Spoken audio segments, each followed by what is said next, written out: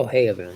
Um, okay, let's continue our interview prep. Took a lunch break that ended up taking 2 hours. I exercised, used the restroom, grabbed lunch. It's 2 hours. It's no good. So can you see the eczema here?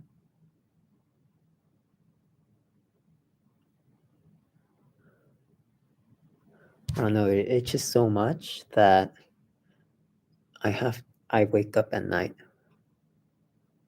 Barely see it though. It's right there. All this, can't really see it.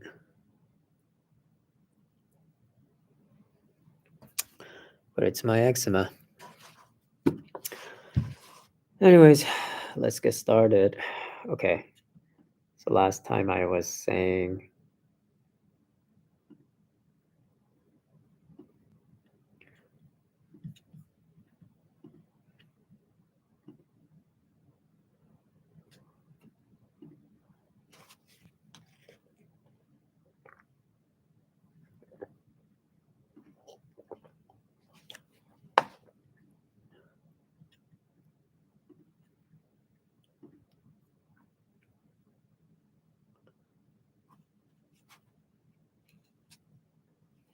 right.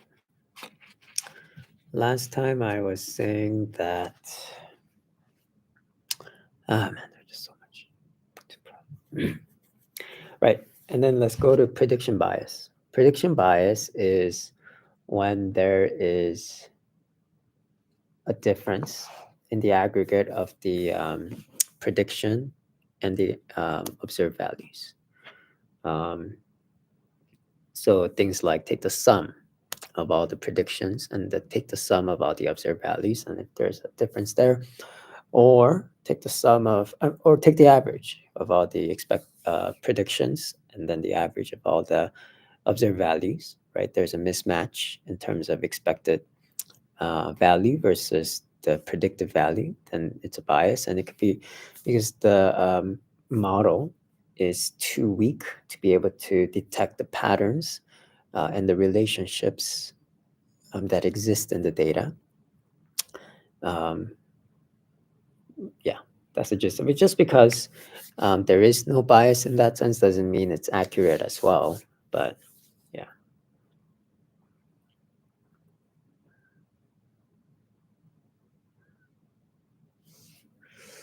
All right. I don't even know if my strategy for prep like this is good, but it's a gift from the Lord to get some time to prepare for the interview. So yeah, and I have time now because the team I work with is in London and they have a holiday today because it's Good Friday and then next Monday because it's Easter. I wonder why America doesn't have Good Friday and Easter off. Uh, yeah, such a big moment in history. But anyways, what do I know? What do I care? I guess. Okay. Um,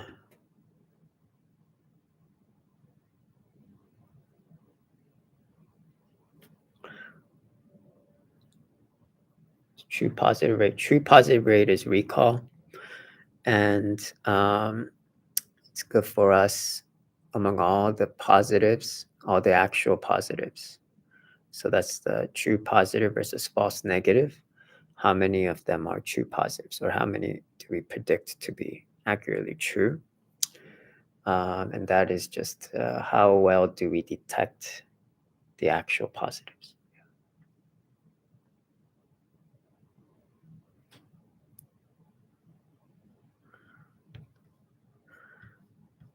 P-value is just we run a test. We take a random sample, calculate the test statistic, and assuming the null hypothesis is true, we calculate the probability of getting the test statistic that we got or more extreme. That is the p-value. And why do we use the p-value? It's just to help us determine statistically. And p-value is such an interesting theory. I don't even know if it's valid.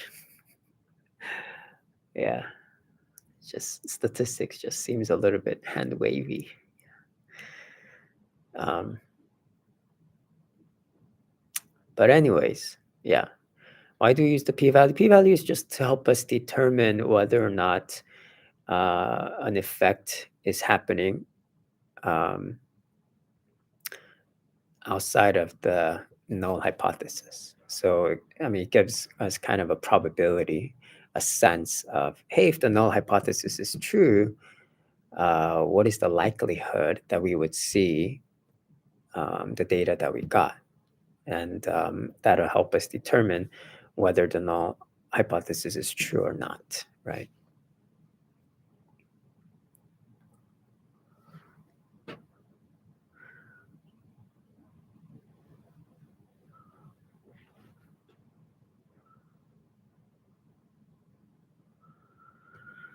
What is the difference between error and residual error? Error is the actual truth minus the predicted value. But a lot of times we don't know the actual truth. So then we just do the residual error, which is the predicted value minus the observable sample parameter. Error occurs in values while the prediction gives us the difference between observed values and true values of a data set.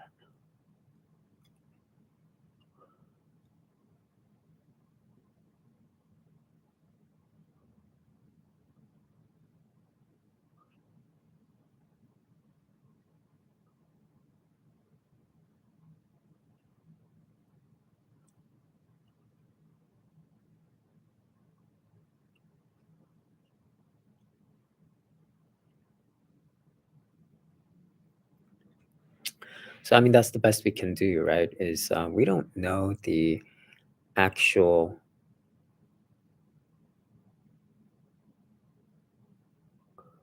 truth, right? So we just kind of get a, that's kind of the best case scenario that we can do. We have the, from the sample from the sample population, sample of the population, we can have observable statistics. But then how do we determine but then what's the error from predictions? So all of it seems a little bit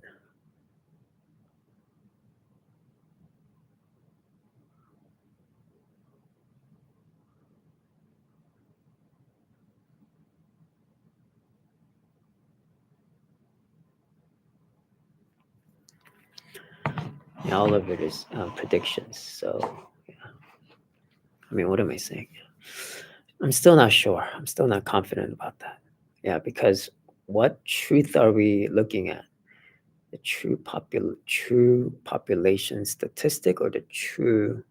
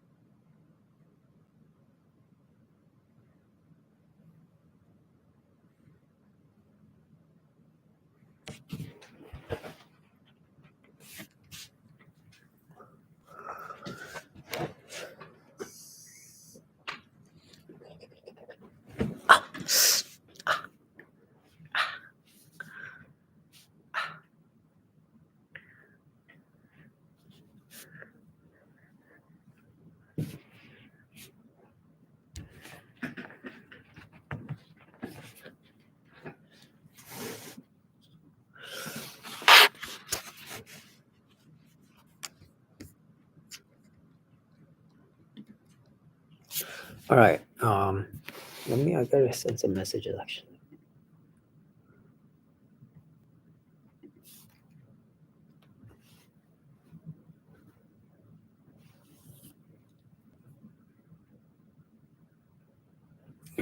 Oh, oh man.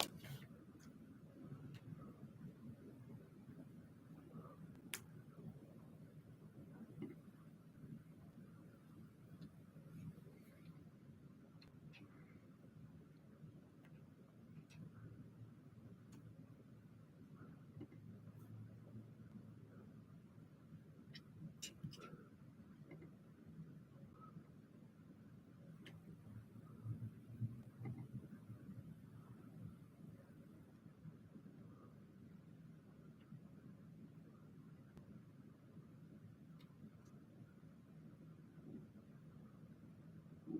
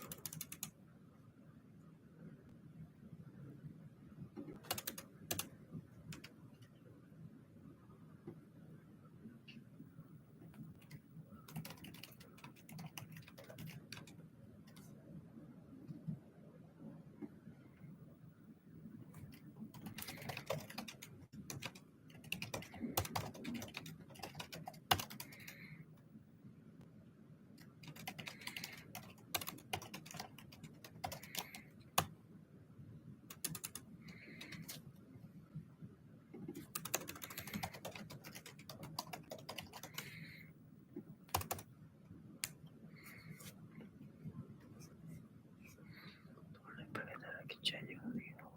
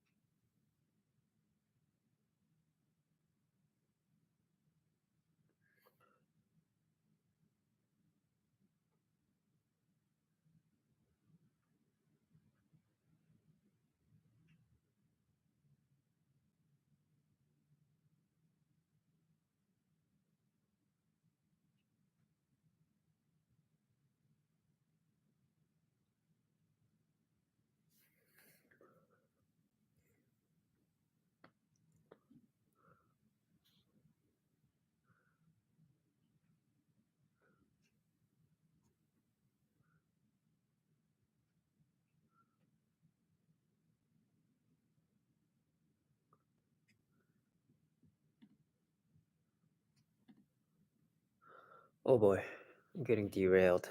Helping a friend, um, with some job things. But okay. Anyways, I'm gonna take a restroom break. I'll be back.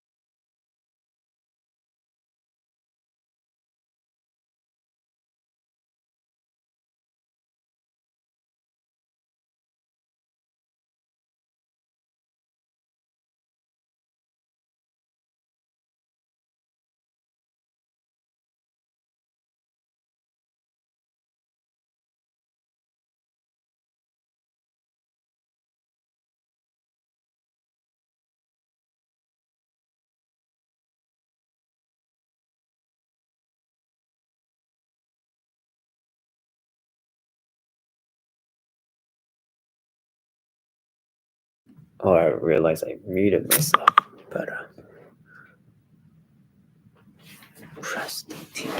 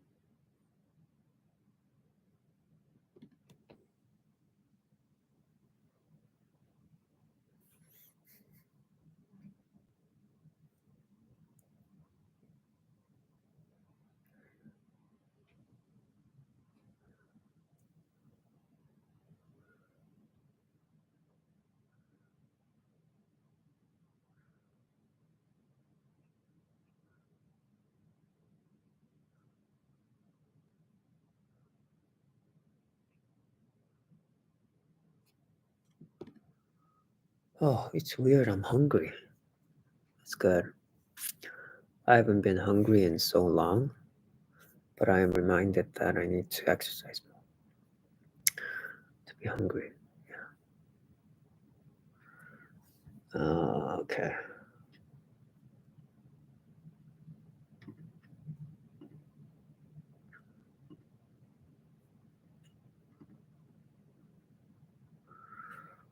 Yeah, I'm not too happy about this missing data solution, but let's move on. What is the benefit of dimensionality reduction? Man, should I get that beef jerky? I should have gotten some meat.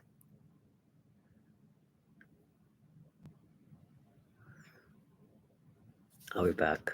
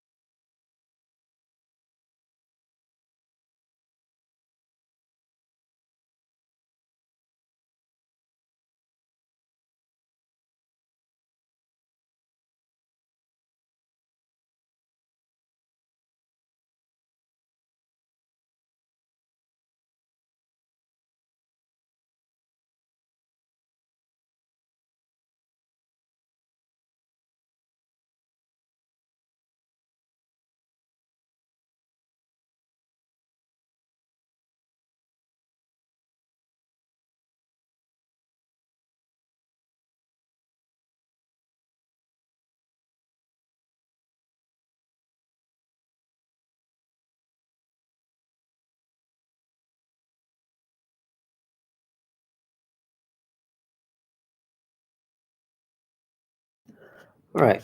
Got some dinner, I guess.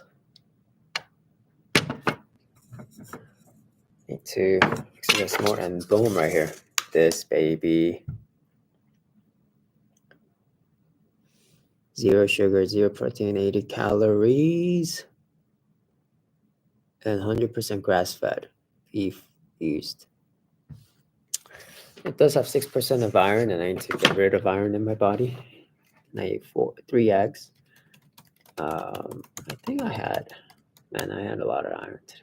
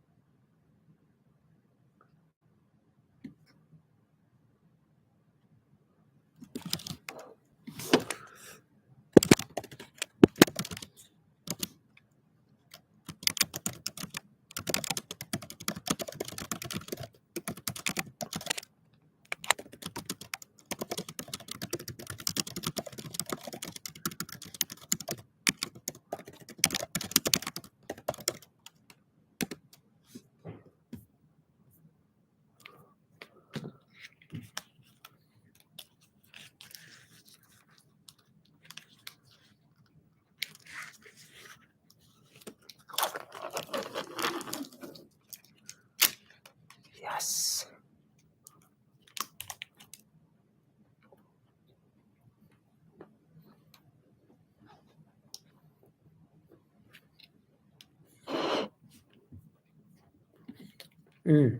So good. So good.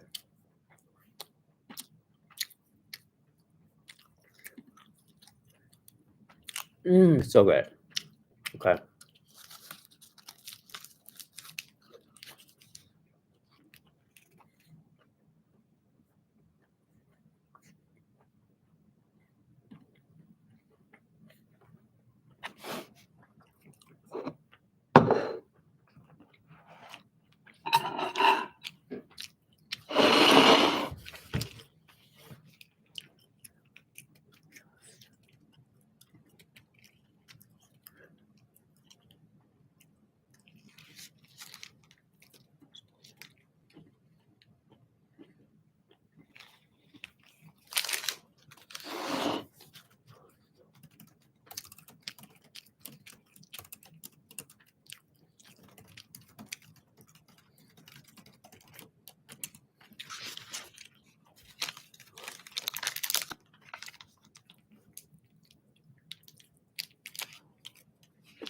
So good.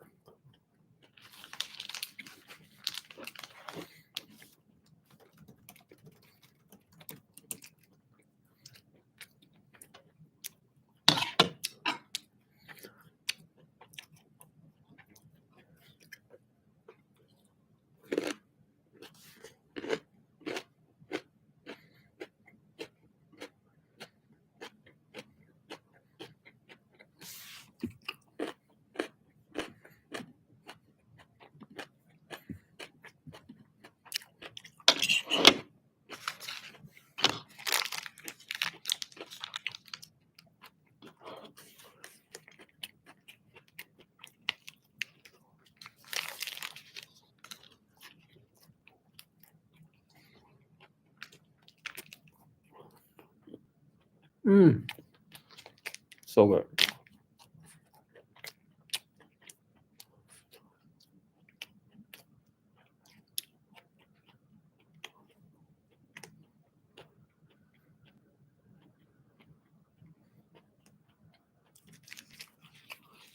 There's a reason why it's so good.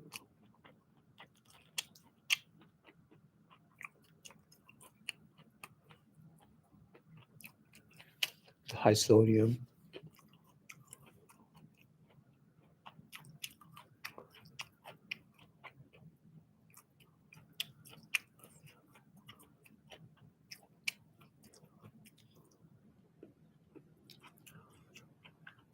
It's probably not that good for you. It's the high sodium. But my body kind of lacks sodium, which is interesting because I have high blood pressure. I mean, tendency to get high blood pressure, you know?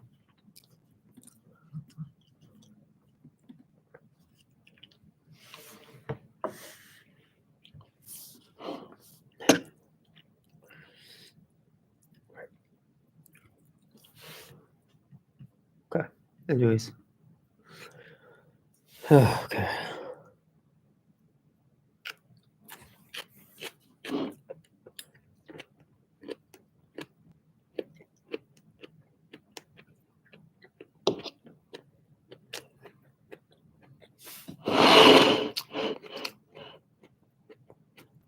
Oh crap. It's like a pancake.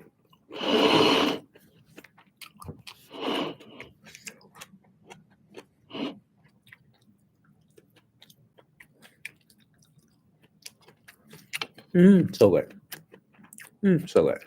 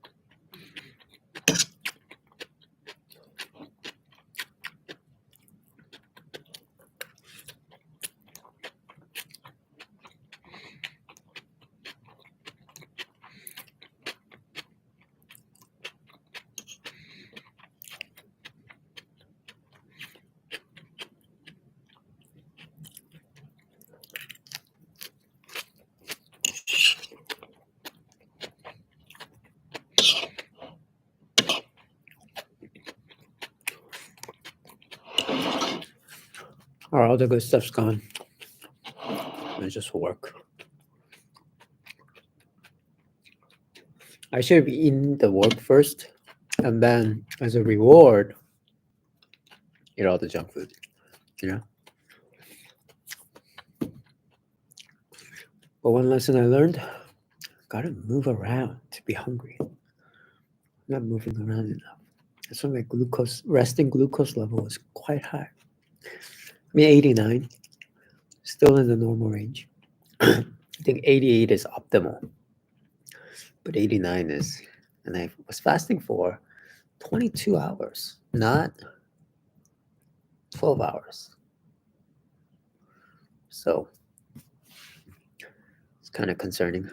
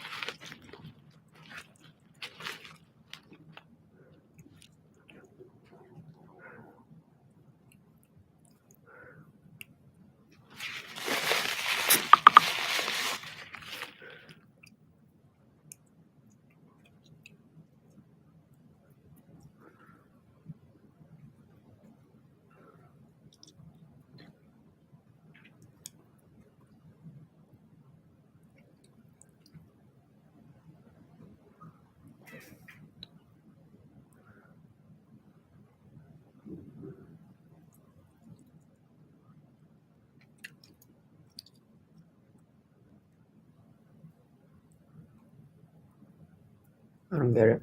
Okay.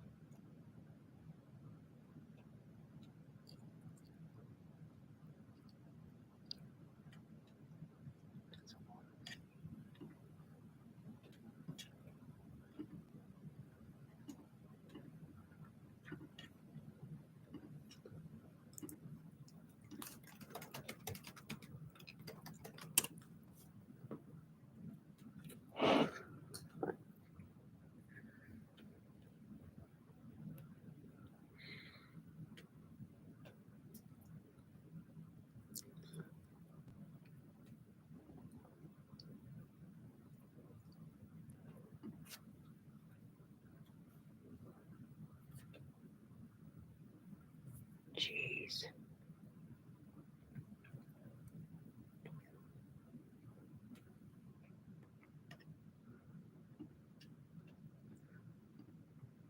Oh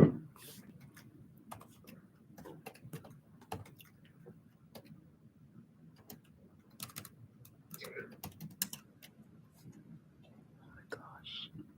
It's crazy.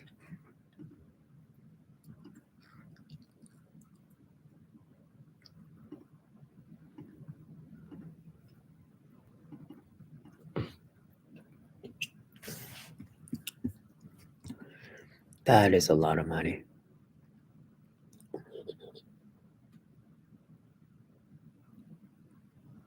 Wow. That's so crazy.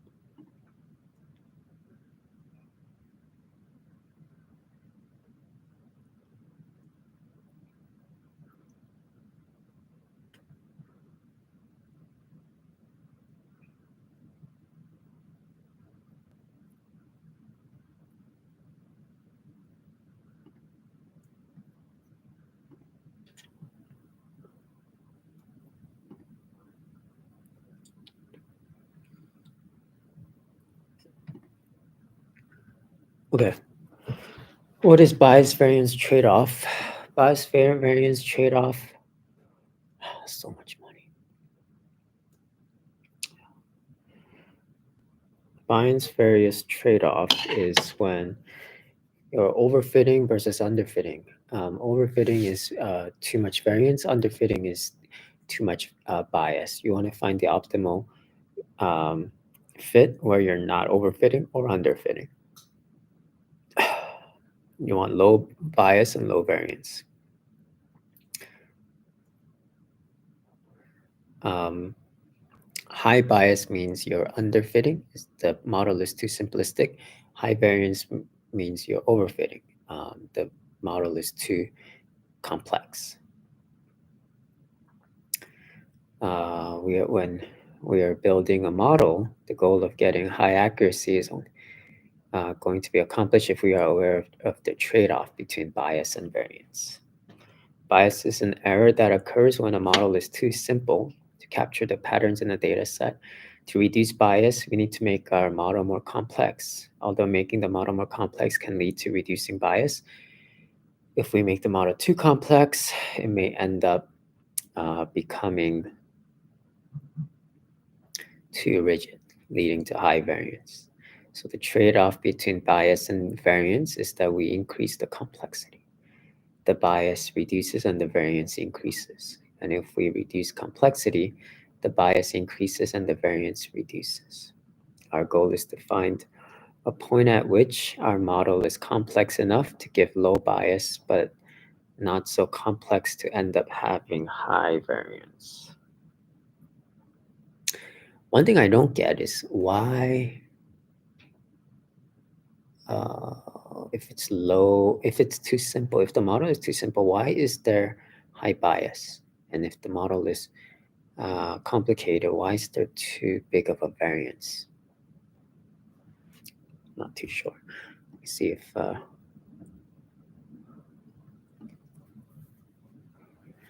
we talk about it.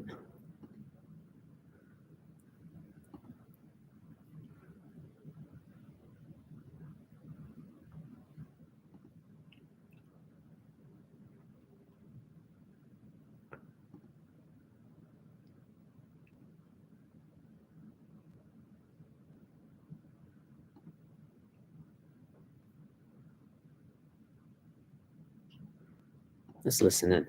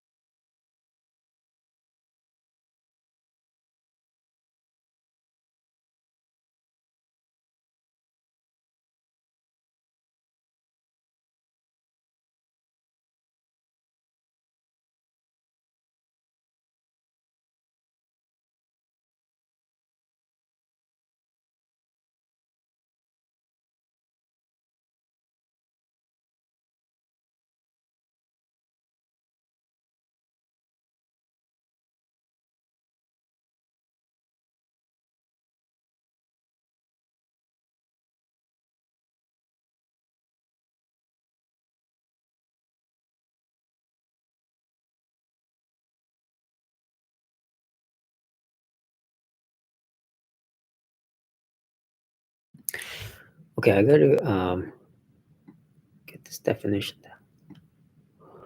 Variance is the amount that the estimate of the target function would change if different training data was used.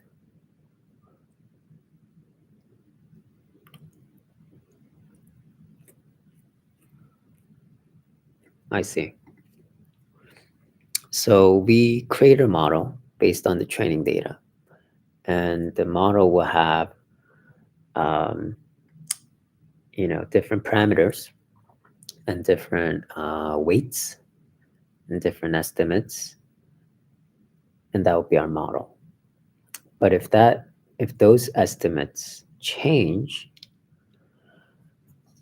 um, then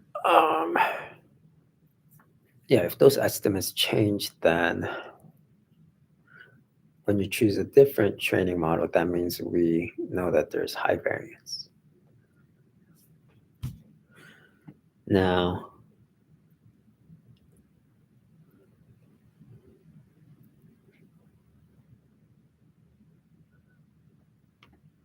and bias is the simplifying assumptions made by a model to make the target function easier to learn.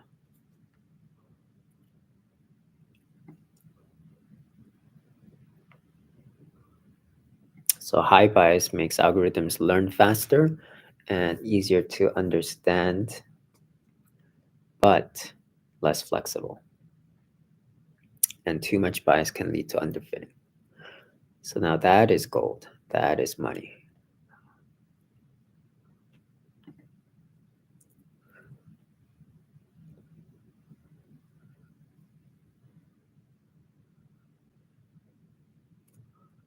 How am I going to get through all of this? Lord, help me to not want the money. Man, I want the money. Money and the status. Help me to not. Help me to not. I have enough. I have enough. Rest and break.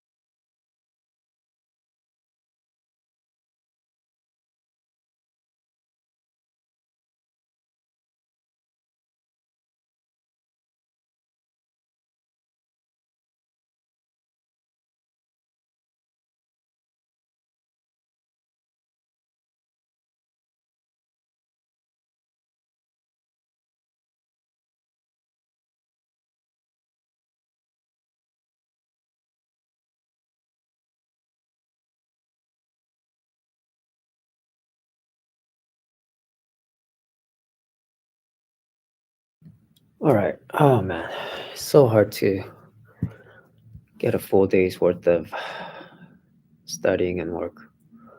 But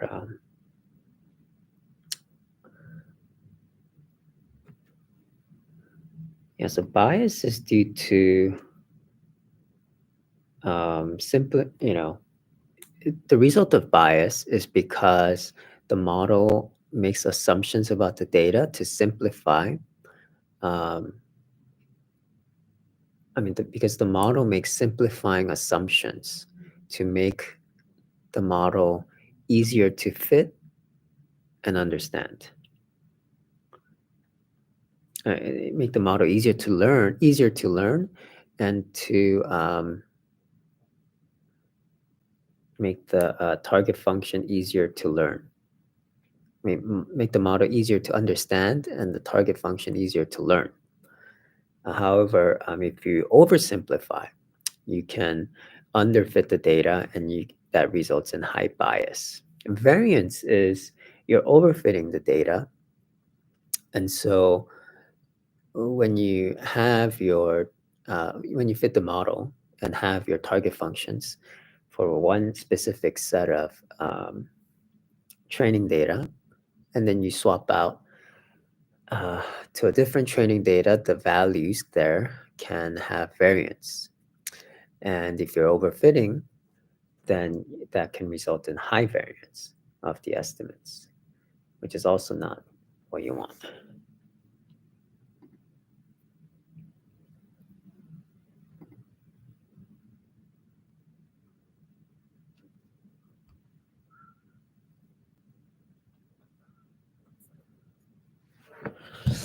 Man, I have so much to prep for. But then again, I'll rather have a job than to take time off. Anyways, and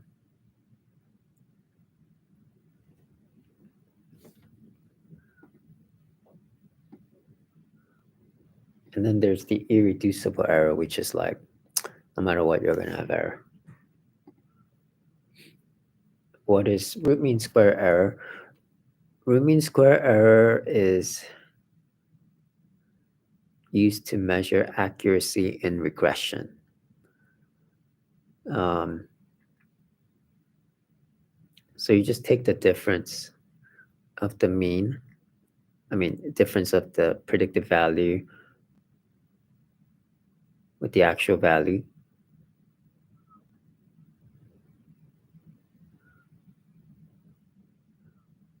And then in the training data, and then you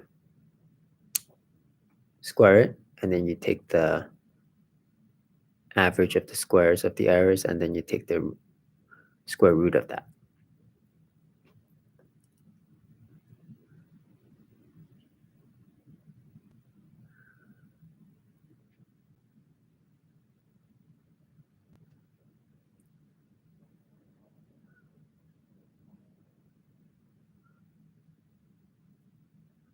This number is the root mean square error, and a model with the lower value of RMSE is considered to produce lower errors. Model will be more accurate. So you want to just lower your root mean square error. This is good. I am motivated to work hard. Motivated to work hard and work harder. Consider it a blessing.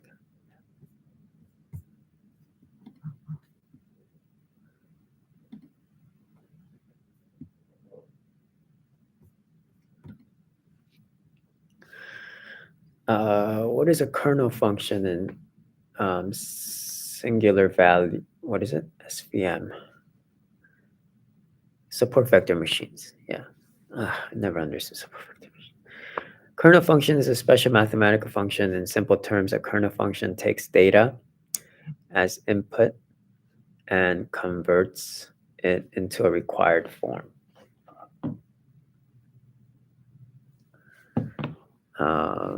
This transformation of the data is based on something called a kernel trick, which is what gives the kernel function its name. Using the kernel function, we can transform the data that is not linearly separable, cannot be separated using a straight line, into one that is linearly separable. So support vector machine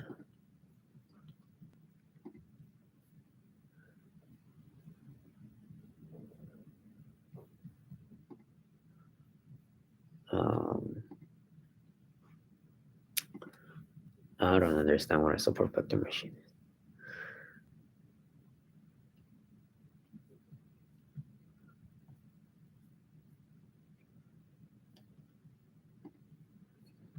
Okay. Support vector machine is an algorithm. It's a supervised learning algorithm, supervised machine learning algorithm, used for building both regression and classification models. Support vector machine algorithm can perform really well with both linearly separable and non-linearly separable data sets. Even with the limited amount of data, the support vector machine algorithm does not fail to show its magic.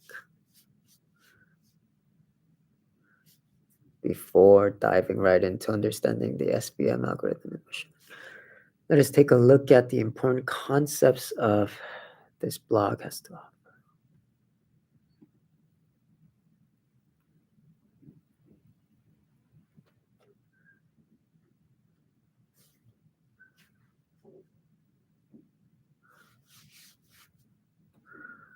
Linear support vector machine, simple. Linear support vector machine is used for linearly separable data. If a data set can be classified into two classes with a single straight line, then the data is considered to be linearly separable data. And the classifier, okay. So you have linearly separable data, which is a single straight line can separate the data.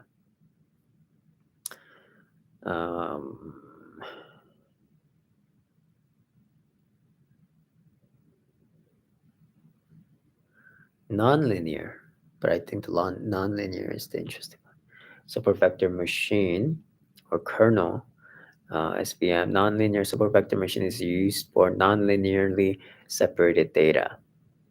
That is data set that cannot be classified by using a straight line. So you can't separate the data using a straight line. The classifier used in this case is referred to as a nonlinear support vector machine classifier. It has more flexibility for nonlinear data because more features can be added.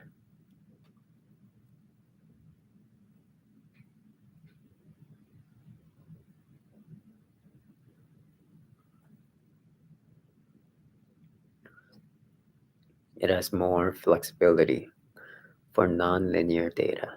It has more flexibility for nonlinear data. It has more flexibility because more features can be added to fit a hyperplane instead of 2 dimensions.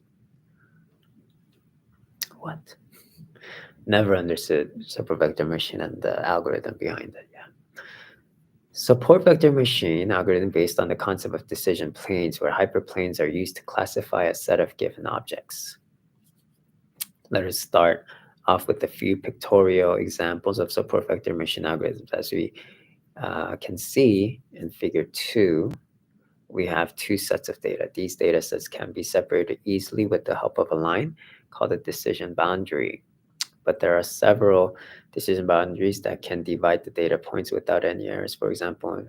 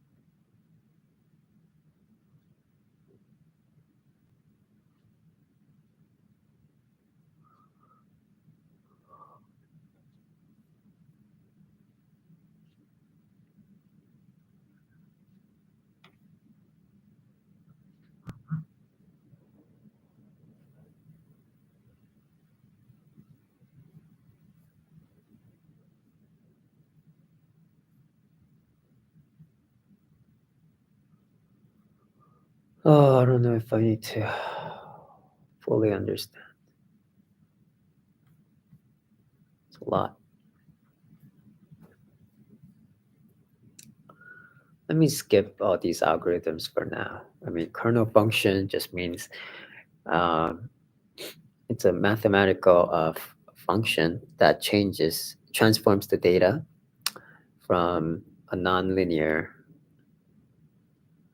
form to a linear form so that we can separate it with the line. So I think that's the gist of the support vector machines is you want to be able to have a data set where you can separate it with the line.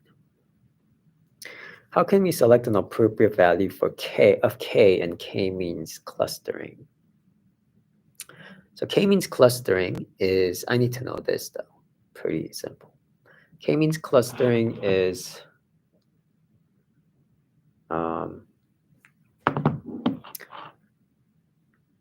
and I need to walk around. I get distracted like crazy. Selecting the correct value of k is an important aspect of k-means clustering. We can make use of the elbow method to pick the appropriate k value. To do this, we run the k-means algorithm on a range of values. Example 1 to 15. For each value of k, we compute an average score.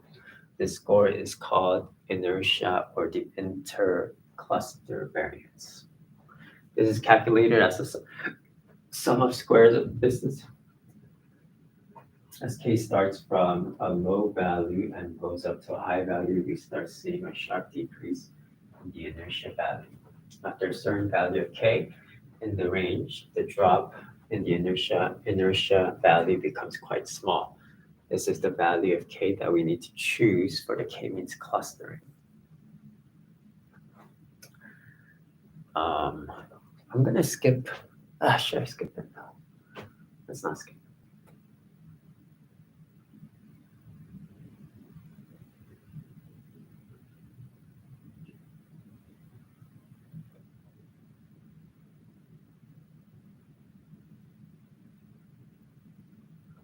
Okay. Introductions to k-means clustering. K-means clustering algorithm is very common unsupervised learning algorithm. This algorithm clusters n objects into k clusters, where each object belongs to a cluster with the nearest mean. All right, here's the table of contents. What is clustering? Other types. Okay. What is a clustering algorithm? Clustering is nothing but dividing a set of data into groups of similar points of features, where data points in the same group are as similar as possible, and data points in different groups are as dissimilar as possible. We use clustering in our day-to-day lives. For instance, in a supermarket, all vegetables are grouped as one group, and all fruits are grouped as another group. This clustering helps customers fasten their shopping process. Another clustering example. So basically,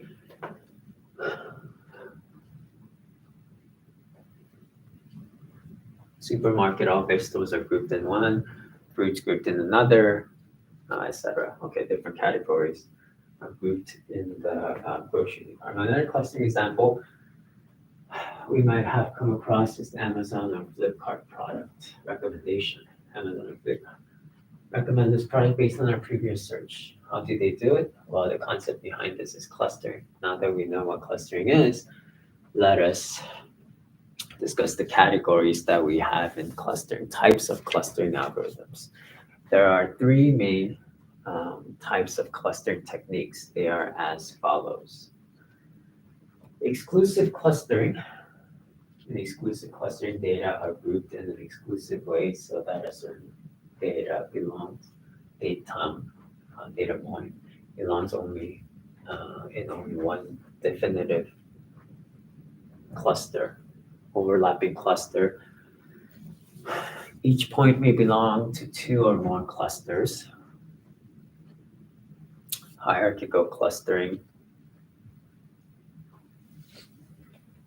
In this technique, the first step is to assign all data points clusters of their own. The second step is to merge two near clusters into one cluster.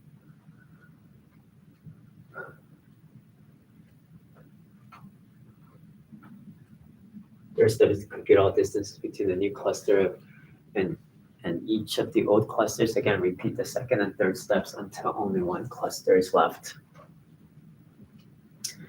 So we have exclusive clustering, which means data point only belongs to one group. Overlapping clustering, which is like a data point can belong to multiple groups. Hierarchical clustering is you start from the bottom up, and each data point is its own cluster, and then from there you look for similar data points, and then you group them together, and then again similar, group them like that, based on, and you can calculate it using different distance measures. You can use the typical, what do you call that? Euclidean distance. You can also do Manhattan distance, or I forgot what the other ones are called, but yeah, different. I don't know what the best is. How you define best is based on the training data. It's my guess. I have no idea. K-means clustering. K-means clustering is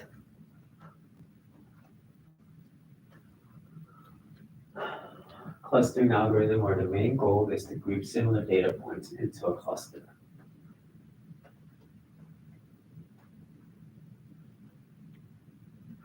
In K-means clustering, K represents the total number of groups or clusters.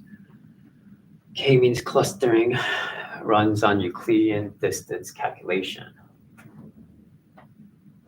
Now let us understand K-means clustering with the help of an example. Say we have a data set consisting of height and weight information of 10 players. We need to group them into two clusters based on their height and weight.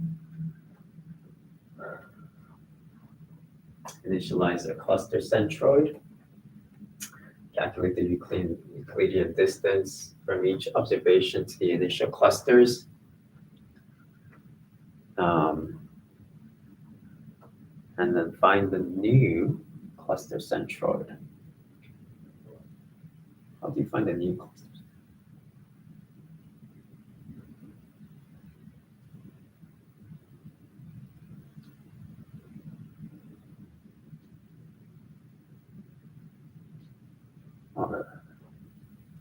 Taking the average.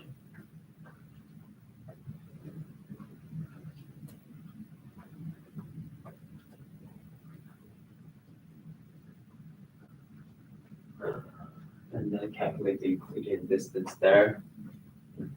Calculate the Euclidean.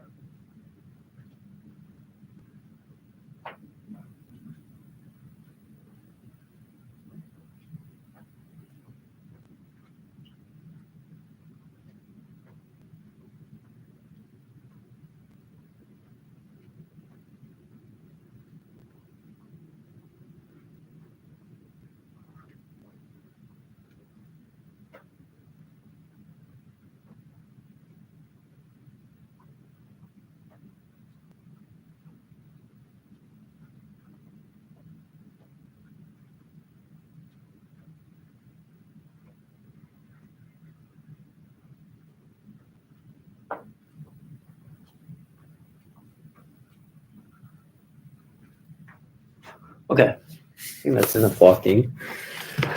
Okay, so the summary is K-means clustering is clustering method, which is unsupervised. Basically, what you do is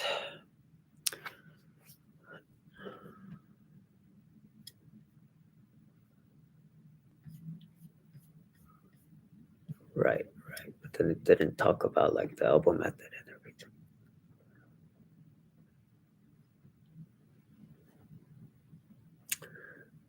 But basically you pick a random point, and then let's say you determine randomly the K, right? And then for those K, which is the number of clusters that you want, pick a random point. Let's say it's 2, then you to 2, and then calculate the Euclidean distance of all the points around it. And whatever is closest, you categorize it. And then based on that categorization, category 1 and category 2, you take all the values and you find the center of those clusters, right? By taking the average, let's say. And then you redo the clustering again. And I think you just keep doing it until the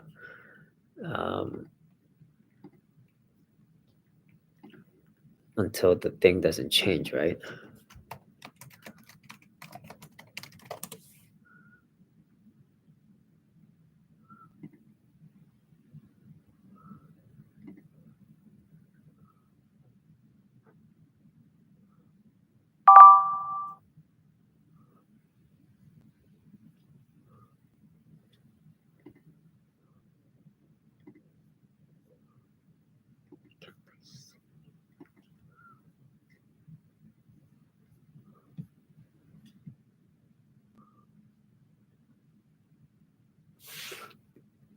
I don't know.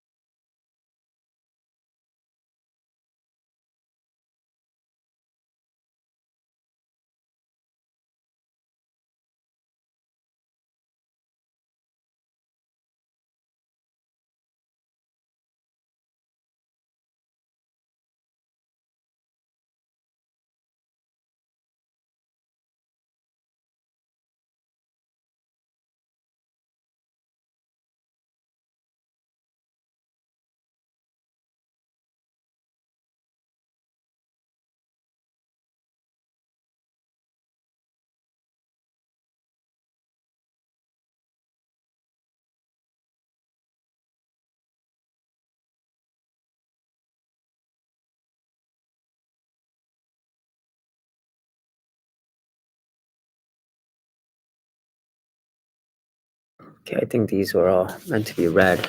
Then, I need to figure out the best way to prepare for this interview. And as I'm preparing more, I'm realizing what the best approaches are. So,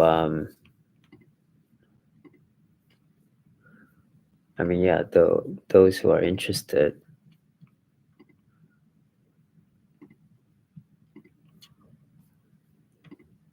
I'm using DataCamp, which is a really good resource. And they have transcripts for all the videos and explanations. So I'll be using that. And I think I'm going to get the questions from that site and then the answers from this site. I think that's probably the best. Okay, so basics of k-means clustering is that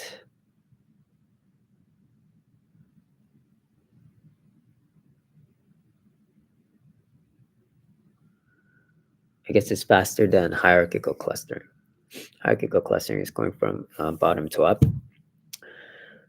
And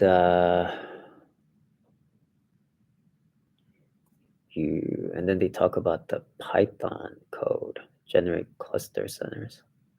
First step,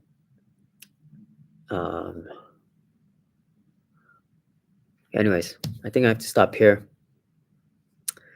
Man, so scattered and just not productive, but we have to take some time off to do more interview prep.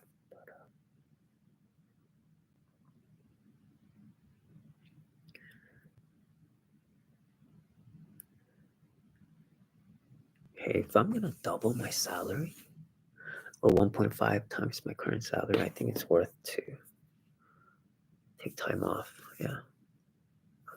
Anyways, signing off. Thank you, everyone.